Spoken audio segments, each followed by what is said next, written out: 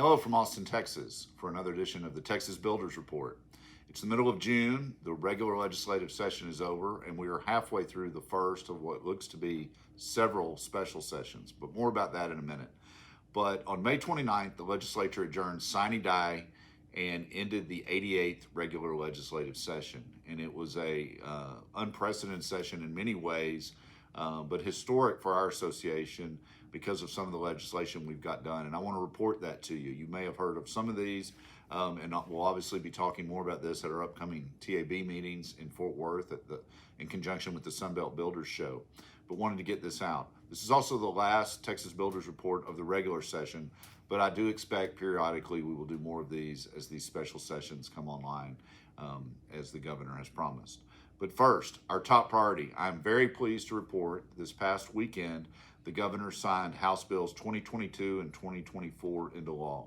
That was our association's top priority for the session and was intended to update the Residential Construction Liability Act, or RECLA, and also to provide a lower statute of repose for homes built where builders provide a strong written warranty.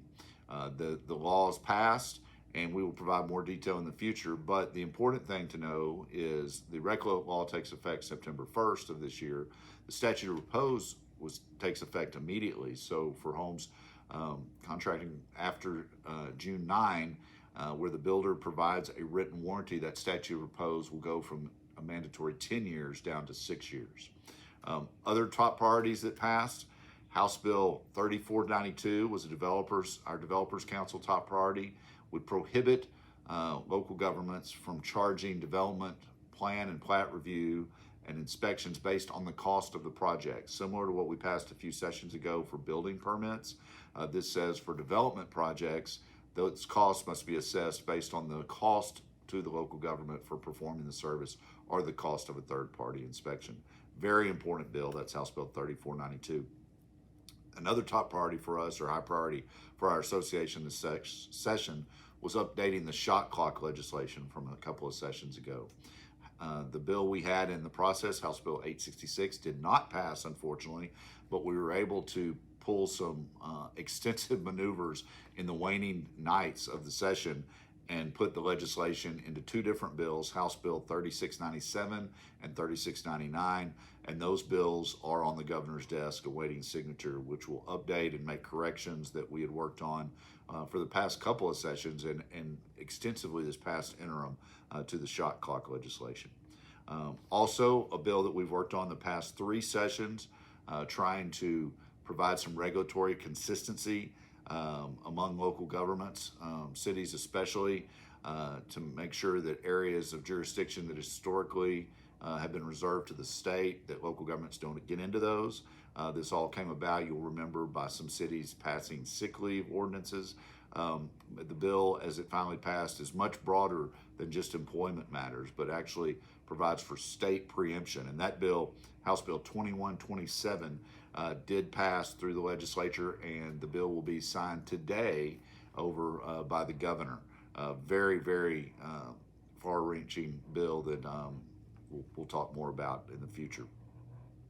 Another bill that passed that we worked on was Senate Bill 2453, which allows the state to update the state energy code, but for the first time, the state will be allowed to make amendments to the code, and they must consider the cost impacts of the code on housing affordability and other issues. It's very important for us that the state was going to be updating the energy code, especially with some of the mandates that have been coming from Washington, D.C., that the state be allowed to amend that code and to consider affordability and payback period before just adopting a code straight out of the box. That's Senate Bill 2453. Another bill that we worked with some other organizations on was House Bill 14. This bill has passed and been signed into law. This bill allows for third-party inspections in jurisdictions where the government is unable, the local government, city or county, to meet statutory deadlines. Third-party inspections will have to be allowed by builders or developers can go to the third party to try to expedite the process. This is an important step for housing affordability, and we were glad this bill got passed. Also, we were part of a coalition to make sure that local governments did not ban fuel source, especially internal combustion engine for lawn maintenance and other purposes, or automobiles, as we've seen in some other cities. It's a combination of bills, Senate Bills 784, 1017, and 1860. All collectively do that, prohibit local governments from passing environmental charter amendments and other things. And so that's a very, very important bill. And finally, another development-related bill dealing with the dual ETJ oversight issue and city regulation in the ETJ. Senate Bill 2038 passed the legislature and has been signed into law by Governor Abbott. This bill allows property owners, including developers, to petition to be removed from the ETJ or extraterritorial jurisdiction of a city. And if the city does not do so, they can extricate themselves, either if it's a large group through an election or a single property owner through a petition. That's Senate Bill 2038.